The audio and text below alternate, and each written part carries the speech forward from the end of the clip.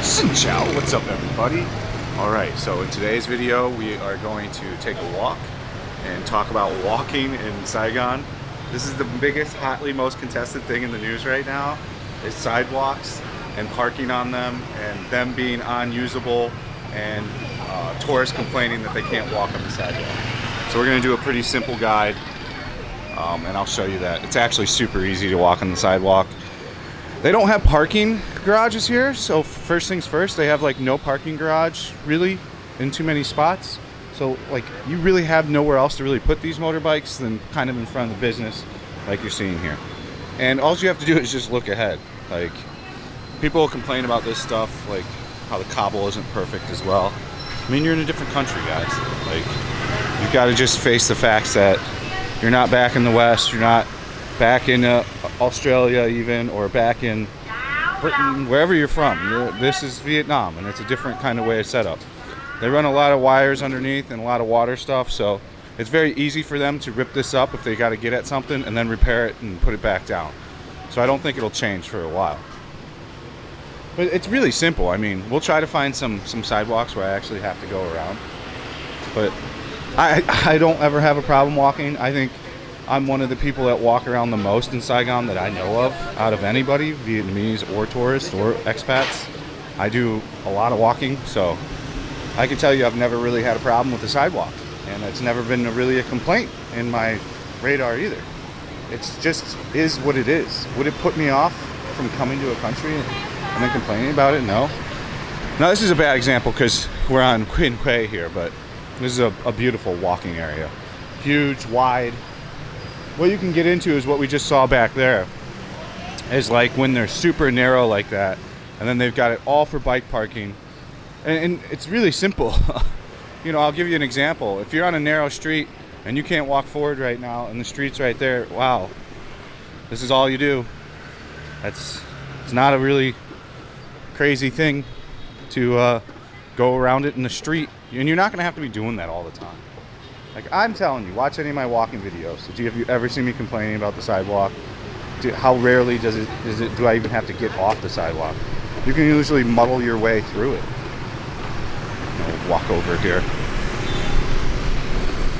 But as far as I'm concerned, this isn't that big a deal. Now, in Hanoi, they're attempting to clean up sidewalks and pretty much get rid of a lot of stuff on the sidewalks. This will just be a temporary fix, you know. It's really crazy to me that like Vietnam, like Saigon, like will raid a they'll raid a club with 100 cops, make everybody do a drug test like they did at Pak Pak, but they can't round up those same 100 cops and go around and enforcing traffic for any amount of time, or enforcing any new laws they come up with, such as the loud karaoke speakers we've seen in Quin Quay a million times. It wouldn't be that hard to come down here with a large group of officers every day for a month and take the speakers away, and I promise you won't see speakers come back. But that's not the way they choose to do things. So Saigon, as we talked about in another video kind of about the sidewalk, is in discussions to rent out the sidewalks. So they already know that they're going to get used like this, so now they want to make some money off of it. Again, I don't think much will change.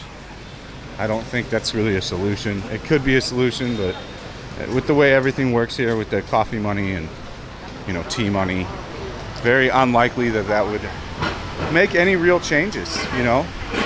The only time that these roads, these sidewalks can be dangerous is when it's raining a lot. You know, I've known quite a few friends, not quite a few, two. Exactly two since I've lived here. One just fell, didn't get hurt. The other guy messed up his leg pretty bad. He was injured for like a month. I don't think I'll find a good example around here. Oh yeah, I can. So I'll show you up here. Here's the banh mi spot.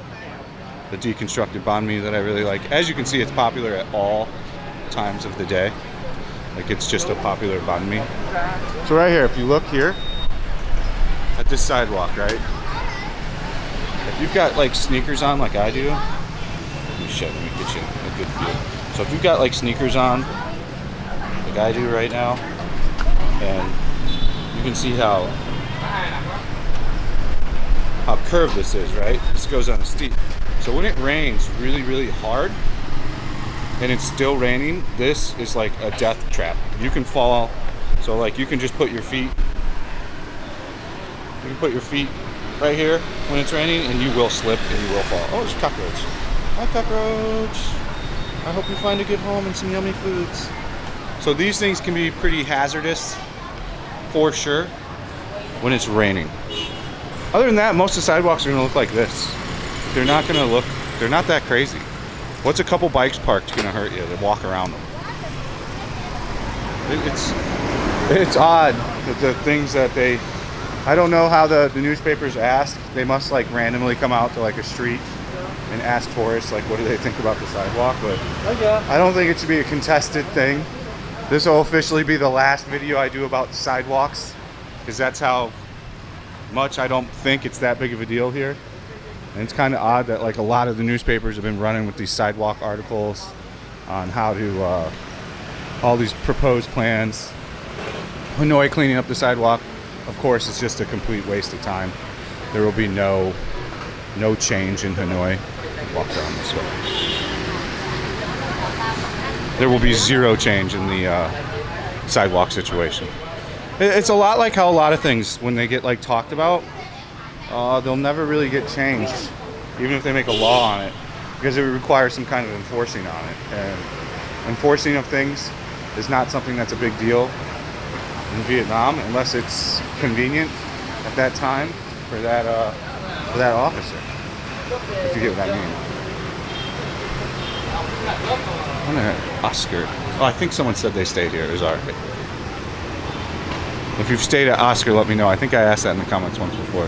They've got a hotel buffet. I've never really heard good things about it, so who knows? So yeah, sidewalks, super easy, guys. Not something you gotta lose your shit over. We are on some of the nicer sidewalks in Saigon right now because this is, of course, an actual walking street. But for the most part, they're gonna look like this, just much more narrow, and you're gonna see a lot of bikes parked. Like, we'll give you another example coming up here. And somebody already started their lovely music. Yay. This is more the size of a typical Vietnamese sidewalk here. And like, as you can see up here, like, so let me show you. I'm gonna run you through an example of why this isn't that big of a deal. Even if this is a busy road, motorbikes and cars going by, you know, say you're on the sidewalk, you're walking, and boom, oh no, you've got all these motorbikes. What do? Well, first you look, and then you go off to the side and you walk around. And then again, check behind your back real quick, just like if you were driving, and keep walking around. And there you go. This is not rocket science, you know. No one's gonna hit you. I've walked in the street a billion times. This is a pretty good example because this is like a walking only sidewalk. It's very difficult to use a sidewalk. Then you can bounce back onto the sidewalk like she did. But I just keep walking on the street in instances like this. Very easy, not a difficult thing to do. Here's your guide. Who would ever thought I needed to make a guide on walking on the sidewalks in Vietnam? But I guess enough tourists need the tips. It's totally okay to walk in the street like that. You're not going to get hit by a car.